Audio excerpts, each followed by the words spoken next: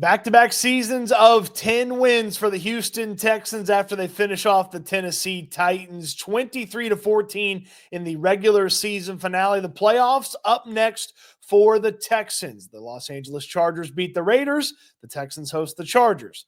The Chargers lose to the Raiders. The Texans host the Pittsburgh Steelers. Let's talk about the four big takeaways from this game, powered by my friends at BetUS. I think the first thing for me was just the level of where the Texans are compared to the rest of the AFC South. That's what really stood out to me coming out of this game. The Tennessee Titans are going to pick number 1 overall in the 2025 NFL draft. They need a quarterback in a year where the quarterback class is not that great. Maybe they take Travis Hunter. That doesn't seem like that would be a sound selection at number 1 overall. So the Titans are picking one in a really bad top of the draft class where they don't have a quarterback that's a surefire guy for them to take when they need a quarterback. The Jaguars are a disaster as well. We're not even sure if Trevor Lawrence is anywhere close to his contract. They're going to have to fire Doug Peterson and Trent Baalke, their general manager, go into the coaching search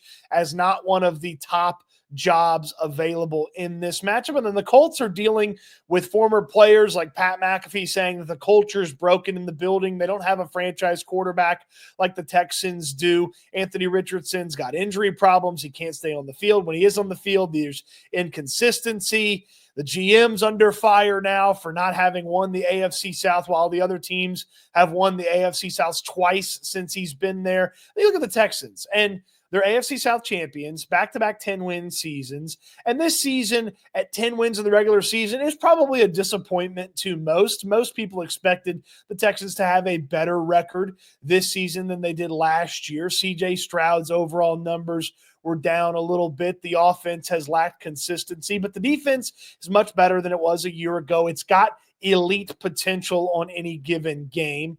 The defense is where you're going to be able to win football games. The rushing attack is also much better than it was a year ago. When Mixon is on and the offensive line's taking care of their business, they can actually run the football. They couldn't run the ball consistently last year, though. I wouldn't say it's consistent necessarily. This year, they at least have the potential to run the football. And when CJ Stroud finds Nico Collins, it's still a good situation for the passing attack. So while 10-7 is probably not what many people had on their preseason prediction when you play the win-win, loss-loss game, the Texans are still in a really solid spot. They're going to host a playoff game. If it's the Pittsburgh Steelers, they're going to be favored in that game. If it's the Chargers, they probably aren't going to be favored, or it'll be a pick 'em in that one. It'll be a tough matchup regardless of the opponent, but they're going to have an opportunity to play beyond that first game while the rest of the AFC South is toiling in misery and with a very, very precarious offseason ahead of all three of those teams. So while the Texans aren't measured against the other AFC South teams because of what they were able to accomplish this year and the expectations heading into this season, it is a really solid spot for the Texans overall where they are, and they should continue to be the class of the AFC South. But what we really want to know is, can they take it past the class of the AFC South, which is not as impressive as it sounds. If you're the class of, say, the AFC North, like the Baltimore Ravens, that'd be way more impressive than the class of the AFC South. As far as the actual game goes, big takeaway number 2, kudos to DeMeco Ryans. His plan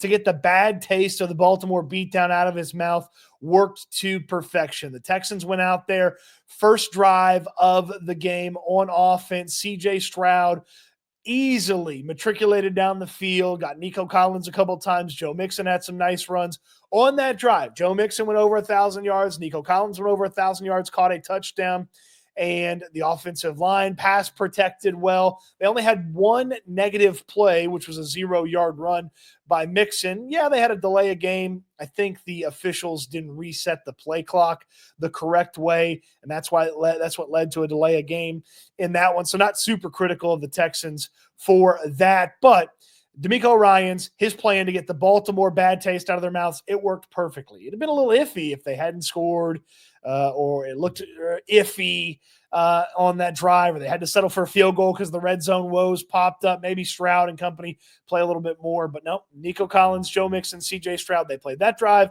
That was all she wrote for those three key players on the offense. The offensive line, we'll talk about them here more in just a second. The regular season ends with the Vikings and the Detroit Lions in Sunday Night Football. I like the Vikings in this matchup, but if you want to get in on it, BetUS, my friends at BetUS would like you to know that with YouTube 150 as the code when you get signed up, you're going to get a 150% bonus up to $2,000 on your first deposit. As you saw right there, I like the Vikings in this matchup, plus money, them to just win this thing, be the top seed in the NFC on the road against Detroit. And that would send a big message for the Vikings heading into the playoffs. I really like Kevin O'Connell, their head coach.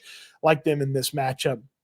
I also like Justin Jefferson and Jahmyr Gibbs to both score a touchdown in that one. BetUS has everything for you. Code YouTube 150 when you get signed up. The offensive line is big takeaway number 3 from this one. You saw the new offensive line, Laramie Tunsil left tackle, Titus Howard at left guard, Jarrett Patterson at center, and Blake Fisher at right tackle. That was not changed from their previous iterations, but Juice Scruggs in there at right guard instead of Kendrick Green or Shaq Mason, who's injured right now. And that, to me, is going to be the offensive line for the playoffs. I don't anticipate Mason being healthy for that playoff matchup. So that's your offensive line left to right: Tunsil, Howard, Patterson, Scruggs, and Fisher. And to me, those are the 5 best guys that they can put on the field in the best positions that you can put them on the field. It was a fine game from the offensive line. They were solid on that first drive. Laramie Tunsil had a couple of penalties, 16 and 17 on the season, false starts, number 11 and 12 on the season. So he's the NFL's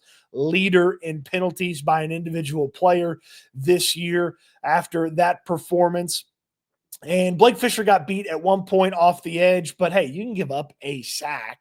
If you have constant pressure issues, that's the big problem. But overall, the offensive line's fine. It's Tennessee Titans, not the most nasty matchup for them from that standpoint. And they opened up that big hole for Dameon Pierce. We'll talk about Pierce in just a second. Not the nastiest matchup for the offensive line. It'd be much nastier if they got to play the Chargers or the Steelers. 2 very good defensive lines, very good defenses overall. It should be bringing a lot of heat. It'd be a tough challenge in the playoffs for that offensive line, but a fine performance from them. Was interested to see what Scruggs and that crew would look like, and that's going to be, to me, the offensive line for the playoff matchup when they host the playoff game next week at NRG Stadium. Finally, Dameon Pierce's humongous day on the ground. A great job by him. 19 carries, 176 yards, the big 92-yard touchdown run.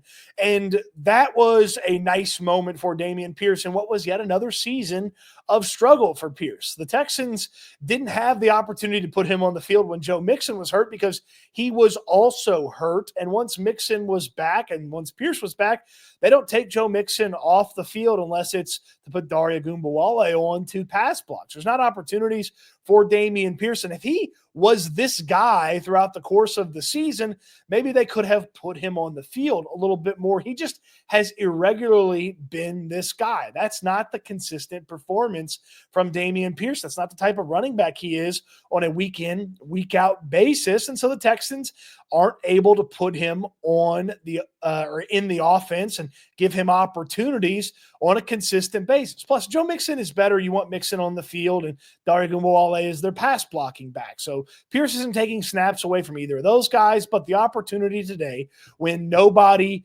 was taking snaps away from him, he made the most of it. Now, does that mean that he's some sort of weapon? The Texans all of a sudden have a 1-2 punch in the playoffs? It unfortunately doesn't mean that. You have some success in a game where the opponent doesn't have as much motivation as you do and isn't that good.